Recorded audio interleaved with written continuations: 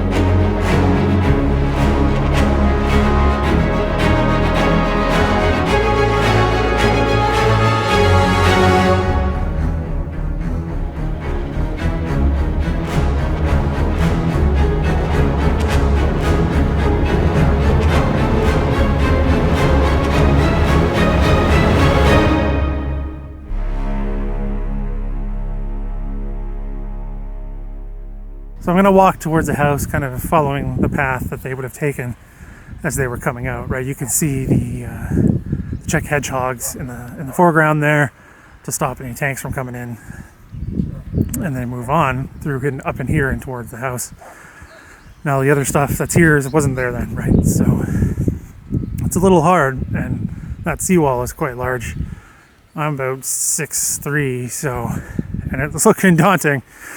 So just moving closer, I can't get up from here, but at the day they could have, right? You can see the open ground, and then them moving later in the footage as they come closer to the house. But this is it. This is the spot. It's a fascinating place to be. So there again, you can see the house. The houses on either side are not in the footage and are built after. But the house there with the chimney is the same house.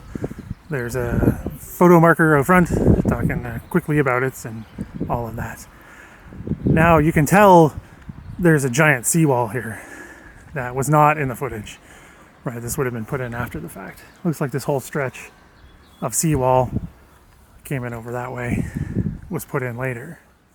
So that way is towards Aubin-sur-Mer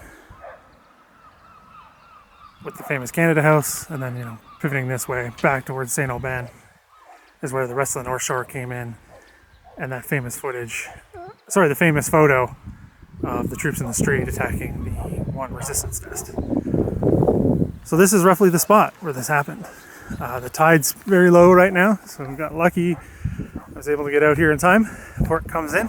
But yeah, this is roughly the spot. Kind of lined it up with one of my videos on the subject, and this looks like this is it. So one of the things I wanted to point out with that video is a lot of people point out they're moving slowly. It's not easy, right? They came in when the tide was higher, right? And the landing craft needs to be able to get back out. So they have to come in on where the water is, but not too far, because then they won't be able to get back out. And the seas were incredibly choppy. They had to contend with that, right? As we know, the weather was awful the day before D-Day, and even the day of, it was not best. Also, another comment that I see a lot is, why is one of them carrying a ladder? Well, you never know where you're going to land, right? Mistakes happen, people get mixed up. All human, these are the things that happen. Down there, the seawall is huge. It's absolutely massive. So if you come in over there, you're in all kinds of trouble if you don't have a way to get over. Here, it's not here, so it wasn't needed. For those of you who don't know, it is Canadian military history. You may have seen it before, but not really sure what it is of. But it's Canadian troops, A Company, North Shore Regiment, landing here on Juno Beach. So I just left the area where the North Shore landing craft footage was taken, roughly. I'm out here at low tide. This gets me thinking about the Canadian contribution in Normandy, D-Day in particular. And lots of people try to downplay it. I'm not really sure why. A lot of people do. Especially I see this on YouTube, right? People want to say that the Canadian stuff is somebody else. Literally, I put up a short yesterday, my second day here, of a German gun, 50mm gun, that was taken out by a Canadian tank right in front of Courseulles, right at the harbor. And someone's trying to claim it's a British tank that did it.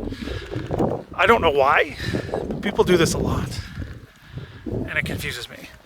People tend to think that this spot is where Americans came ashore, even though they're clearly not wearing American uniforms, and they're clearly wearing British kit with the Canadian flair to it, right? A little bit different in the battle dress and that kind of thing, and new helmets. But other than that, it's all Canadian. So I don't know why people try to downplay it, but I see it a lot.